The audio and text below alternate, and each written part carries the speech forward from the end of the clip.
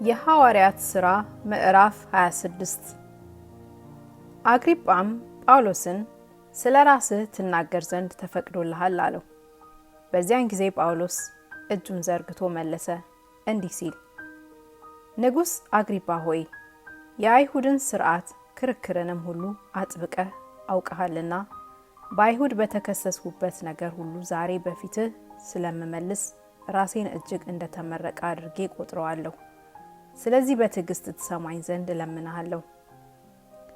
ከመጀመሪያ አንስቶ በሕዝቤ መካከል በኢየሩሳሌም የሆነውን ከታናሽነቴ ጀምሬ የኖርሁትን ኑሮዬን አይሁድ ሁሉ ያውቃሉ።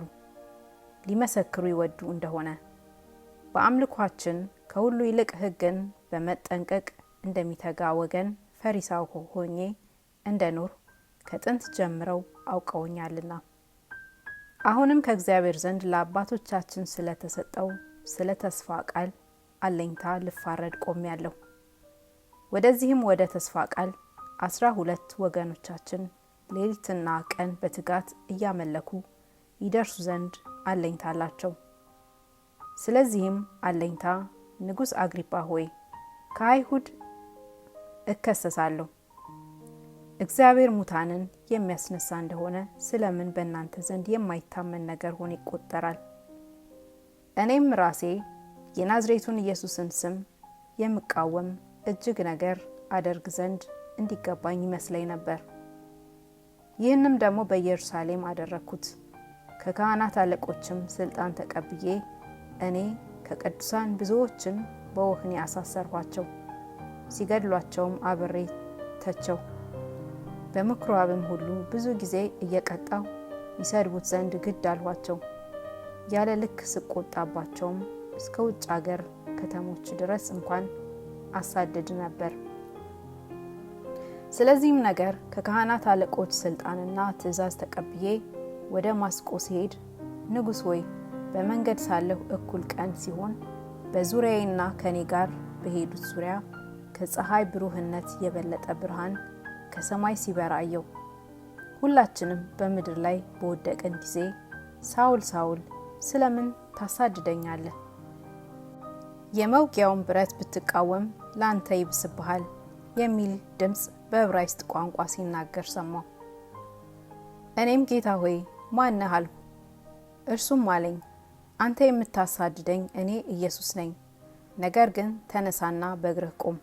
ስለዚህ እኔን ባየህበት ነገር ለአንተም በምታይበት ነገር አገልጋይና ምስክር ትሆን ዘንድ ልሾምህ ታይቼልሃለሁና የኃጢአትንም ስርያት በእኔ በማመን በተቀደሱት መካከል ርስትን ያገኙ ዘንድ ከጨለማ ወደ ብርሃን ከሰይጣንም ስልጣን ወደ እግዚአብሔር ዘወር እንዲሉ ዓይናቸውን ትከፍት ዘንድ ከሕዝቡና ወደ እነርሱም ከምልክህ አሕዛብ አድንሃለሁ።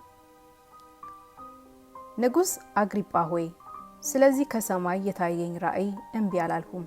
ነገር ግን አስቀድሜ በደማስቆ ላሉት በኢየሩሳሌምም በይሁዳም አገር ሁሉ ለአሕዛብም ንስሐ ይገቡ ዘንድና ለንስሐ የሚገባ ነገር እያደረጉ ወደ እግዚአብሔር ዘወር ይሉ ዘንድ ተናገርሁ። ስለዚህ አይሁድ በመቅደስ ያዙኝ፣ ሊገሉኝም ሞከሩ። ከእግዚአብሔርም ዘንድ ረድኤት ተቀብዬ ለታናሹም ለታላቁም ስመሰክር እስከዚች ቀን ድረስ ቆሜያለሁ። ነቢያትና ሙሴ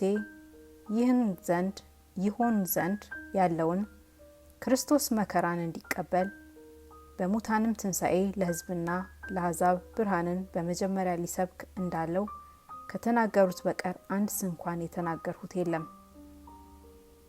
እንዲህም ብሎ ስለ ራሱ ሲመልስ ፊስጦስ በታላቅ ድምፅ ጳውሎስ ሆይ አብደሃል እኮ፣ ብዙ ትምህርትህ ወደ እብደት ያዞርሃል አለው።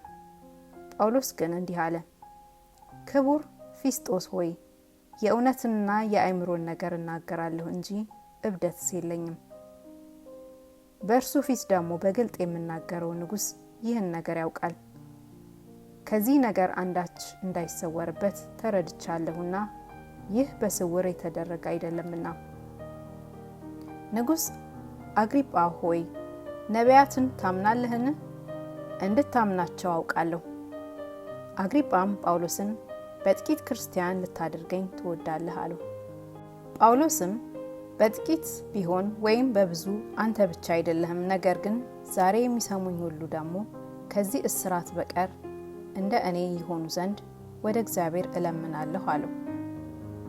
ንጉሡም አገረ ገዡም በርኒቄም ከእነርሱም ጋር ተቀምጠው የነበሩት ተነሱ። ፈቀቅ ብለውም እርስ በርሳቸው ይህ ሰው እንኳንስ ለሞት ለእስራትም የሚገባ ምንም አላረገ ብለው ተነጋገሩ።